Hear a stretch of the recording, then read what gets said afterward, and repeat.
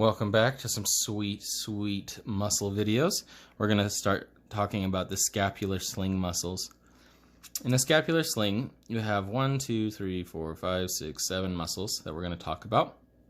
Some of them you won't be able to see here, so I'm going to talk about those the best I can. But we're going to start here with Rhomboideus major and minor. Rhomboideus major is going to originate, remember we're talking about origins and insertions. Rhomboideus major is going to originate at the spinous processes of T2 to T5. So we're looking at this section here. Underneath this big muscle, I guess we should talk about first, would be your trapezius muscle. So we're going to talk about underneath this trapezius muscle. It's deep to trapezius. I'm going to try to draw here for you guys. T2 to T5, rhomboideus major. Let me see here. And it inserts into the medial margin of the scapula. So you have these muscles here. Okay. That are all going to attach through this section. And that muscle, if you look at the fibers, the direction of the fibers, if you were to contract that muscle, that would adduct your scapula, or that would bring your scapula closer together. So originates here at the processes, the spinous processes of T2 to T5, and inserts on this medial margin.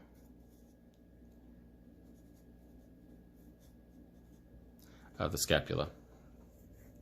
Rhomboideus minor, I'm going to use the same color because they're similar, but this originates a little bit higher at C7 to T1. Let me write that down, C7 to T1, and it inserts at the medial margin and at the spine of the scapula. So where the spine of the scapula is right here along this line, and these this what we call the rhomboideus minor, or rhomboid minor, attaches at the medial margin at the scapula. So good to know. If you contracted this muscle, obviously you're going to bring your shoulder blades closer together. Really important because sometimes we get slouched over. So I'm going to use the same color for those two muscles, rhomboids. We just kind of group them together. Okay, next muscle is the levator scapula. I'm going to use this creepy green. See if we can even see that on camera. No, not really. So the levator scapula is going to actually attach or originate at the transverse processes of C1 to C4. So you can kind of see it behind the trapezius muscle. Here, I believe this is what we're looking at on this anterior view. The posterior view, you can't really see much of it. But here, let me just write it, I guess, C1 to C4 is where it originates. And then it inserts into the superior angle of the scapula. So, how do I show that? I guess right here is where, behind the clavicle, is where that superior angle is. So that's where that attaches. If you were to contract these fibers, it would look like you're gesturing, I don't know, because you're raising your shoulders up. I guess if you were to say that in anatomical knowledge terms, it would be elevation of the scapula. So, yes, remember that superior angle of the scapula is where it inserts. Next muscle, I'm going to use this purpley blue, which doesn't look much different from other colors. It just kind of looks black. That's okay. But it's the serratus anterior muscle, which actually is going to originate at ribs 1 through 8. So all these ribs that you can see here. On bodybuilders, this muscle looks like a serrated knife when they are contracting all their muscles. You want to make sure not to color this little muscle here because that's a different muscle. But these origins for this muscle, it looks like a serrated knife, right? And it's going to come back and it's going to insert to the medial margin of the scapula, but it's going to be on the underneath side. So this is the anterior view. We're going to follow these muscles back. Look here. We're following them back underneath the scapula, underneath the scapula, underneath the scapula. And they're going to attach at that medial margin. So kind of cool. It looks kind of, if you followed these muscles like a pattern, it looks all wavy, like the body's connected. That's how amazing the body is. So remember, originates 1 through 8 on the ribs, and then attaches at that medial margin, or inserts to the medial margin. If you were to contract those muscles, you would do abduction of the scapula, basically moving your scapula away from each other. Okay, the next muscle is a big juicy one that I'm going to color in red. And that's your trapezius. Your trapezius is the most superficial on this section of the body. This big, broad muscle looks like a T shape. You have a lot of origins. In fact, there's actually 3 that you could say where it originates. You could say that it originates at the external occipital protuberances up here. So here's origin 1, up here at the occiput. Just say that. Attaches at the occipital protuberance. And then into this nuchal ligament. The nuchal ligament is a ligament that keeps your neck up straight.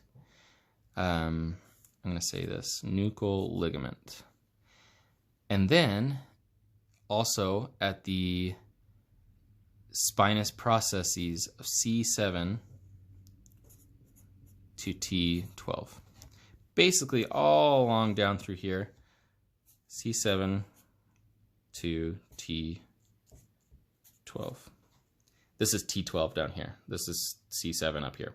So good to remember, that's where it originates. And now where it inserts is going to be the clavicle. You can see it attaches here. The clavicle. You can see that also on the acromion process of the scapula, where it inserts, and the superior portion of the spine of the scapula, which would be here. So you have 1, 2, and 3. That's where they attach there. So pretty big muscle, big and broad, big and strong. Does a lot of actions. You can adduct the scapula, bringing them close together. You can elevate the scapula.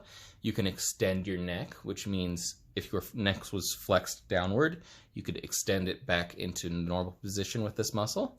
Very powerful, very good muscle to have and to know about. Let's move on to the Pectoralis Minor. I'm going to use this darker green. Hopefully that's not confusing.